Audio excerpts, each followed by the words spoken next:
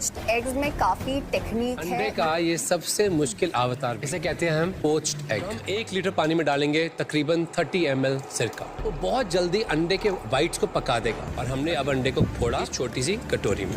पानी देखें गर्म है और बॉइलिंग नहीं है। सेंटर ऑफ द वोल्केनो में रख देंगे,